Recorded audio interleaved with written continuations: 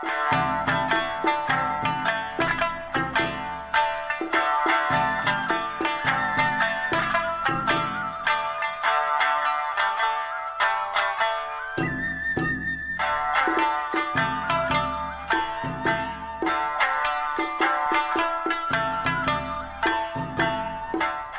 to our Midsummer 2018 video. Today we're going to show off some trees that are looking fantastic. You know, the time to work on our trees has temporarily passed.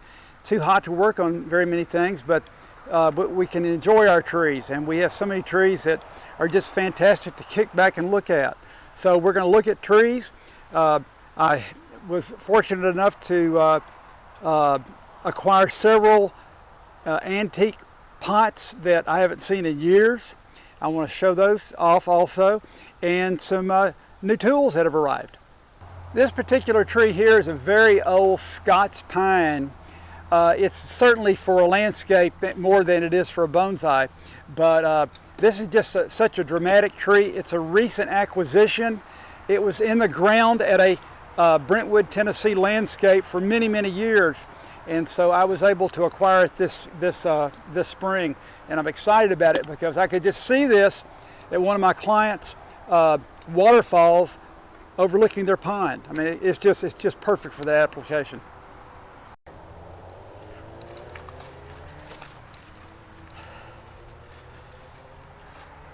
I just grabbed a few tools that were about to head into the office that I'd like to talk about these and other tools. Bonsai is certainly a tool hobby, and the Japanese have made so many wonderful specialized tools that it makes the hobby even more fun. Many years ago I cranked up a friendship with Yoshi of Yoshiaki Bonsai, and he had a US office and would come here a couple of times a year, and it was kind of like a trunk showing where I could be introduced to the tools. Unfortunately, he is no longer in this country, so we have to do business directly from Japan. And it's a very, very complex situation to make that happen. So we're doing it again. I'm really excited. And I just wanted to mention a couple of tools that help me right now. And one of them is, and we have the complete Yoshiaki line, and there's many tools in that line. But this one in particular is nice. At the age I am, working long hours is difficult with anything scissors or pruners. And this concave cutter has a spring mechanism that I can use this all day. And it's not really a new tool, but I kind of lost the ability to get it. And it took me a year to get it back into stock. We have several of these now, and it's just a pleasure to use. And the next tool item I want to mention is from Masakuni. We were just having a discussion the other day at a class, Masakuni being such a high dollar tool. Well, you know, there are tools that are worth paying the high dollars for, and one of their tools that fits that category is the series of carving tools. They allow you to get into places, the little crotches of the trees. Nothing else is going to do it, and they're awesome. And these two I use more than anything, and they've been in my tool bag for 20 years. And one other tool note is I just get more and more excited about the company ARS from Japan. It's not strictly for bonsai, but they translate into bonsai use. For instance, this pruner here looks very similar to a Felco. It has a it's a very powerful tool, and if I was 20 years younger, I would go on the road for this company promoting their tools because they're that good. My friends and clients keep asking me if I'm having a great year this year, and my answer is yes. And it won't be strictly about talking about sales. It's about my unique finds and the collections of trees coming to me. It's just been a wonderful year in that respect.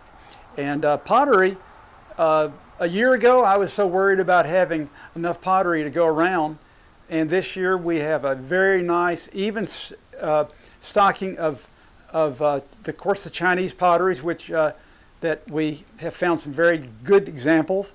But when you can come across a pot like this, handmade Japanese, very unique. I was just classifying, this is a round rectangle, and just a very unusual, has an unusual feel about it. Totally handmade Japanese, and for the width and length, it has an incredible depth. So I'm excited. Just wanted to talk about a couple of pots while we're in the pottery and tool room. This is from Tokonami, and most Tokonami pots are like world-class, perfect finishes, and they have a line, a very specialized line, where they're more eclectic, where the edges are flawed or bent, and this is a great example. The texture here is put on with items like cloths or screens to give it the finish, and it has the Tokonami chop, and just a beautiful pot. And there's so many trees. I have so many trees that could fit in this pot beautifully. And here's another example of a shallower one, and again it's Tokonami chop. Even unusual for this, it has nice drain holes, and the tie-ins that they give you to tie the tree in are actually molded out of the added clay, which is very, very, very little. You see that very little. This first tree is a favorite of mine. I've owned it for several years. It went through a few years of not looking for sale, so we have it looking really good now. It's a Hokkaido elm. It's the smallest leaved elm in the world, and it's just a fabulous, this example here is probably between 40 and 50 years. And bought it in California from a collector, and he had actually documented the age at that point at 40 years, so I know it's around 50 years old. But it's an amazing piece, and what I found to be the cure to bring it back to gorgeous is they love wonderful sunlight, and they do like cold weather. So it used to be the reverse. We thought they needed more shade and more protection.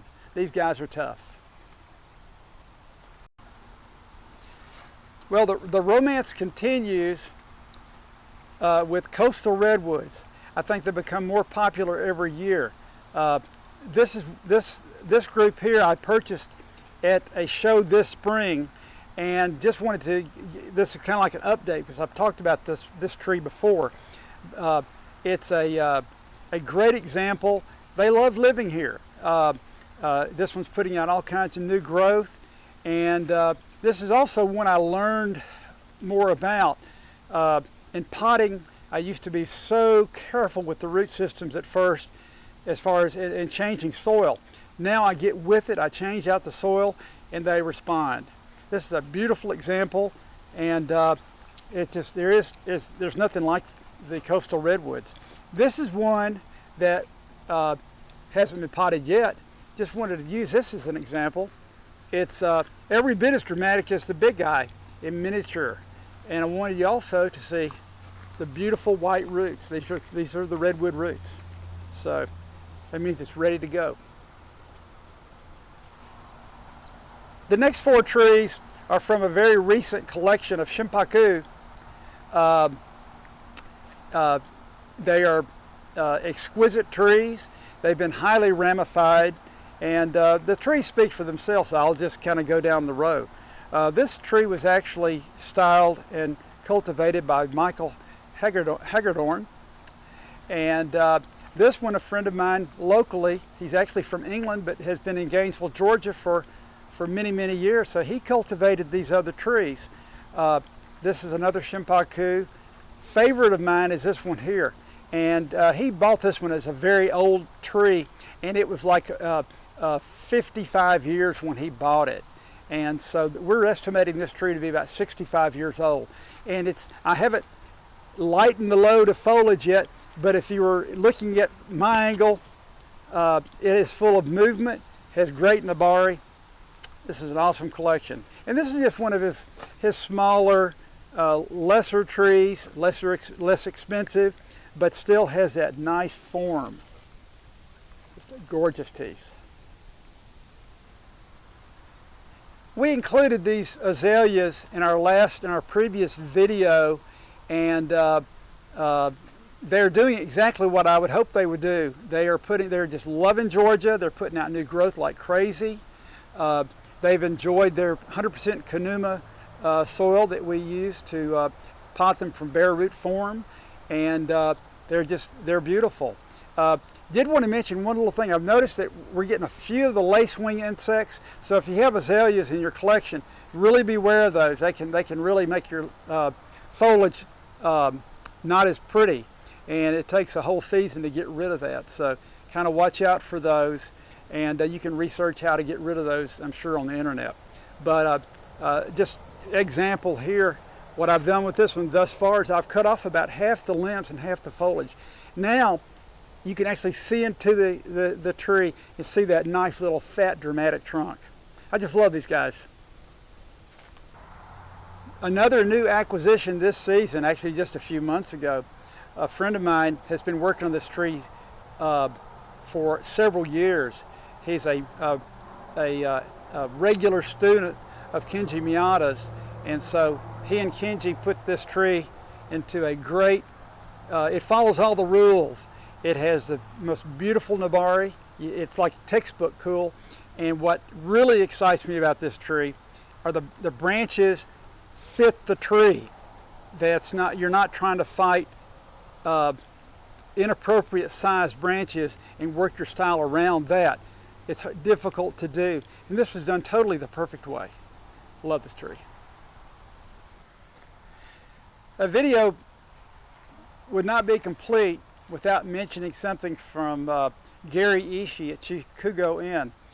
These are all Kishu Shimpaku, and they're several years old, and most of them are like the spiral style, twisted is what he calls it, and they're pretty darn old right now, and a lot of them, the scoring has filled in because the rate of growth in Sea Island, Georgia is like twice as much as here.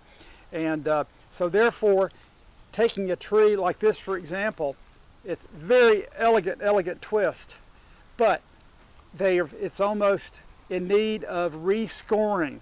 And it's a fun carving project, especially with the tools that we have available now. Shimpaku, this is from Washington State. I guess this is another progress report because it's one we did purchase in the spring. It's going crazy with new growth. Even with the stumps, these were cut off way behind the growth. It's putting new growth out in areas that I'm just really shocked because they're very old trees. They're just going crazy. A fantastic 5-year project to really enhance.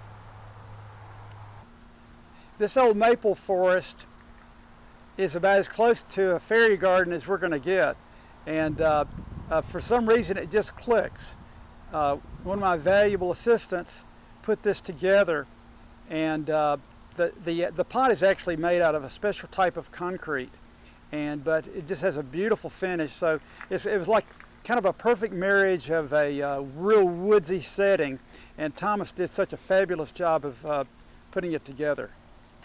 Well, our Kingsville inventory continues to be good.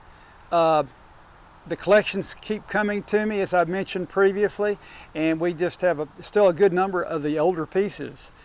This one, for example, is in the 50-year range. It's just an unbelievable Savannah Live Oak style. Most of them form sort of a live oak style. And then we have a fantastic group of smaller like bulb pan size that you can take pencil and a half trunk and recreate something much smaller and much more affordable.